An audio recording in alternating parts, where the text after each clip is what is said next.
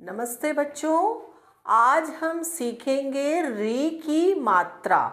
तो री की मात्रा सभी मात्राओं से थोड़ी अलग होती है और इसको अलग तरीके से बोला भी जाता है। तो आज हम सीखेंगे इसका उच्चारण कैसे किया जाता है।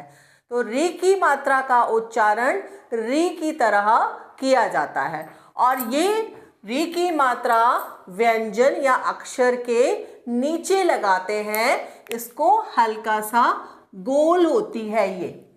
तो जब हम इसको व्यंजन में लगाते हैं तो इसको कैसे बोला जाता है, चलो आज हम यही सीखेंगे।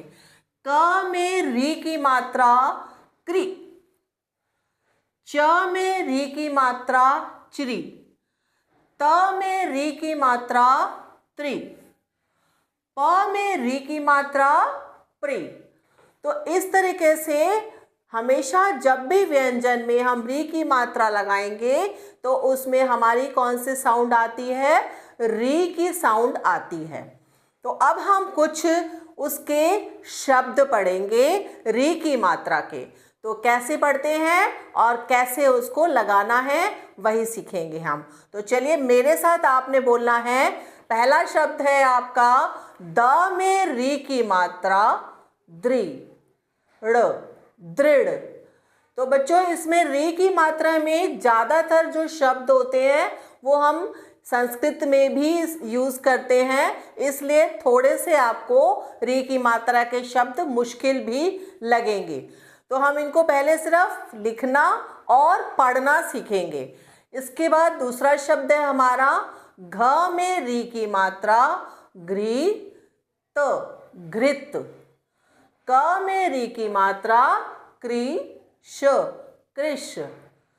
क में री की मात्रा कृ, त, कृत। न में री की मात्रा नृप, नृप। व में री की मात्रा वृक्ष, वृक्ष। म में री की मात्रा मृग, मृग। म में री की मात्रा मृदा, मृदा। अब ये है आपके 3 अक्षर के शब्द। अ, म में री की मात्रा मृत, अमृत। क में री की मात्रा कृपालु, कृपालु।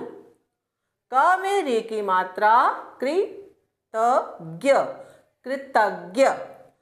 क में री की मात्रा कृपण, कृपण। प में री की मात्रा पृथक, पृथक। म में री की मात्रा मृ, द में उ की मात्रा ल, मृदुल। त में री की मात्रा तृतीय, तृतीय।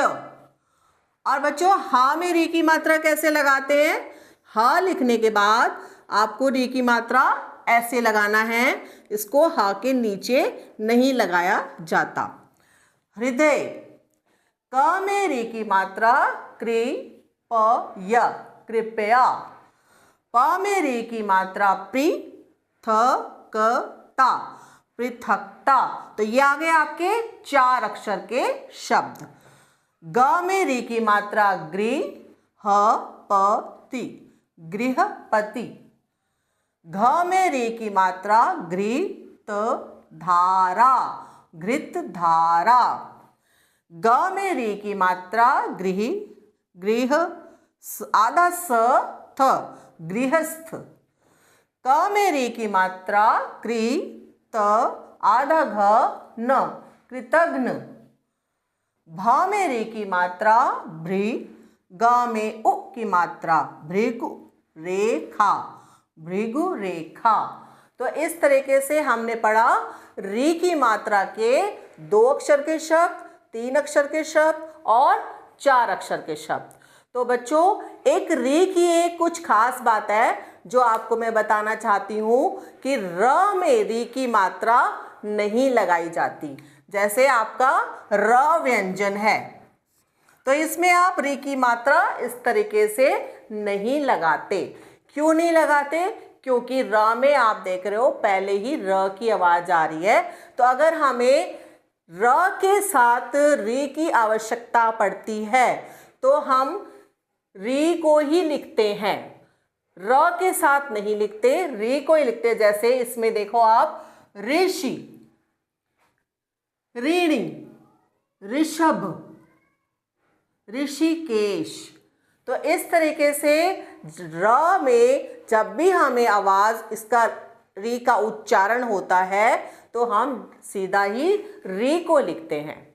तो इसी तरीके से एक चीज और है जो आप समझ सकते हैं, री एक होता है हमारा री, री और री में क्या अंतर है। अब आप पूछोगे मैम री और री में क्या अंतर है, तो इसको समझने के लिए बस एक सिंपल सी बात है, जो ये र है ये हमारा क्या है, एक व्यंजन है, ठीक है। और इसमें हमने इक की मात्रा लगा दी और ये बन गया आपका री। लेकिन जो आपका री से ऋषि होता है, री से ऋषि, ये एक स्वयं ही एक स्वर है, ये एक स्वर है, इसकी क्या होती है, मात्रा होती है। तो आपको इस चीज का ध्यान रखना है कि री जो है वो एक स्पेशल तरीके की मात्रा है और इसको समझना थोड़ा सा आपको ध्यान से पड़ेगा।